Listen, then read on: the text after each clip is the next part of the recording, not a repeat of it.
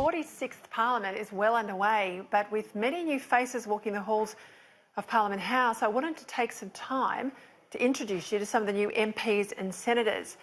Not so much a political interview either, an interview where you get to see something more of the human being behind the political title and hear a little of what got them involved in standing for office in the first place. Now, while I was in Canberra for the last couple of days, I got the opportunity to sit down with the Country Liberal Party's new senator for the Northern Territory. She lives on a farm outside of Katherine. Samantha, Sam, she calls herself McMahon, Sam McMahon, spent 30 years owning and running veterinary practices all over the Northern Territory. She was a director of the Australian Veterinary Association for 5 years and was pre-selected to run for the CLP from a bench of 12 candidates. As I spoke with Sam, it became pretty obvious to me that she embodied a lot of the attitudes of the quiet Australians who voted back in the Morrison government. And she wants to campaign for energy security, water management and sound fiscal management, sort of common sense politics you'd expect from a Territorian. Let me introduce you all now to Senator Sam McMahon.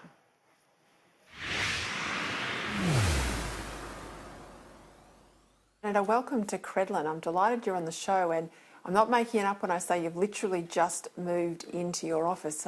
People can see that there's not much around here.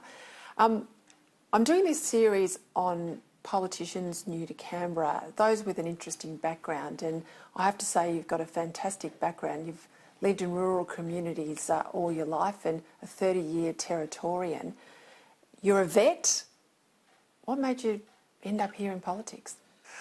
Yeah, very good question. Yes, I'm a vet. I've been in private practice, running my own practices for most of my career, 30 years in the Territory. I've always had an interest in politics. I've always been involved sort of for most of that 30 years to some level with the Country Liberal Party in the Northern Territory.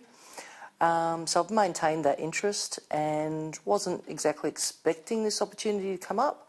But when it did, I was at a point in my life and my business career where I could take that on, and so I did. It's interesting, you know, I've spent years looking at people's political CVs and I can see the ones that are padded out for the benefit of the pre-selectors, you know, a mile wide and a sort of an inch deep in terms of experience. But as I said, 30 years you've been in the Territory. You've got really strong Territorian links. You practice currently at Alice Springs and Katherine. You employ quite a few people as well. And inside the issues of the veterinary community, you've been a director of the Australian Veterinary Association, you've been the president in the NT.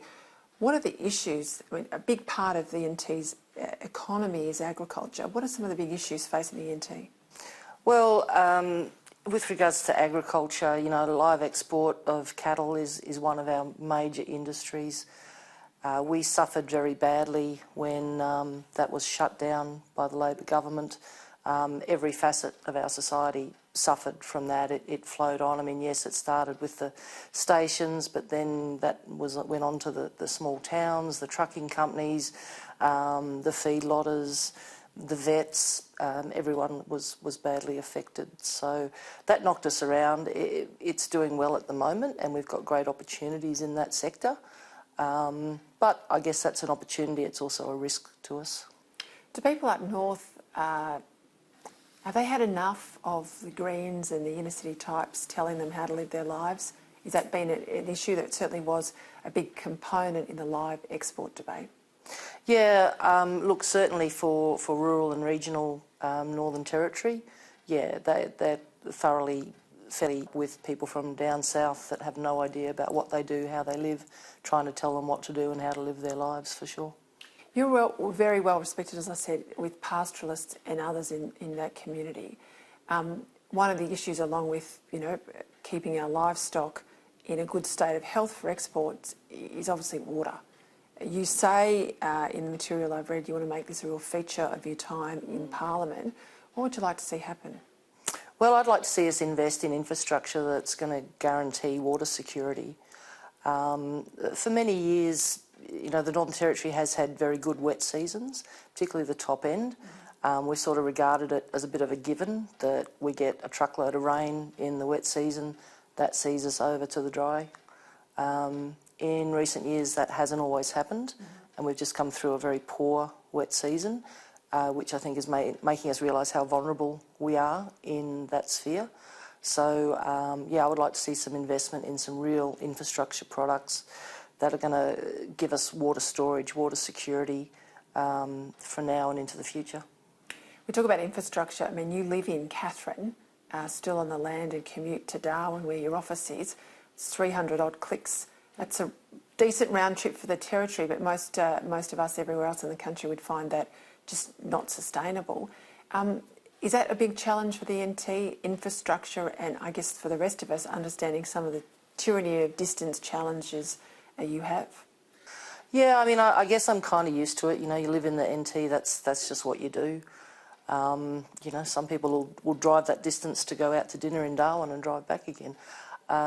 So you just accept that. But yeah, conveying that to other people is sometimes a challenge. You know, since I've taken on this role, I've had people sort of saying, oh, you know, can you be in Canberra tomorrow?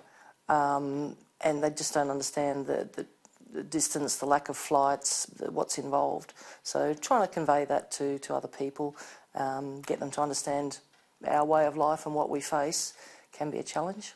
And these are the things that a lot of Territorian MPs and senators have campaigned, you know, for more flights, for international access flights, you know, building the economy of the Territory. How are things travelling with the Gunner government? Not so well at the moment. As you've probably heard, our economy is in turmoil, shambles, business confidence is extremely low. People are concerned, people are worried, house prices are dropping, jobs are non-existent. We've really got nothing happening in the way of, you know, improving infrastructure, industries, anything along those lines. So it's definitely in the doldrums at the moment. Just before the election, there was a lot of debate about women inside the Liberal Party, women inside the coalition. You're with the Country Liberal Party, the CLP, but you sit inside the National Party room. How have you found that issue? I think it's a complete non-issue. You know, there was lots of talk of quotas and needing to get more women in there, and certainly we need women in there, but we don't need to do it with quotas. We need to do it on merit, and we've proved that. You know, we've now got, you know, majority, all except one of our Nat Senate team are female. That's true. So yeah, we've done it without quotas. We've just done it on merit, and I think that's the way to go. Has anything surprised you in Canberra? No, not really. I just keep getting lost. Well, that's true. That's not. I was here for many years and I still got lost. Yeah. Even up and down my own hallway, I managed to get lost. But no, nothing surprised me that much. It's sort of what I expected. Unusually, Territorian politicians, ACT, and obviously your NT, they are up every time there's election. Other senators, their cycle is much longer. What would you want to achieve if you were up at the next election and to lose your seat? No, let's not hope that happens. But what's the legacy? What do you want to achieve while you're here? I'd like to turn the NT around. You know, like I said, it's not doing well at the moment, and it could and it should. So I'd like to see, you know, different economy, investment in infrastructure, investment in industries, trying to bring some industries to the Northern Territory.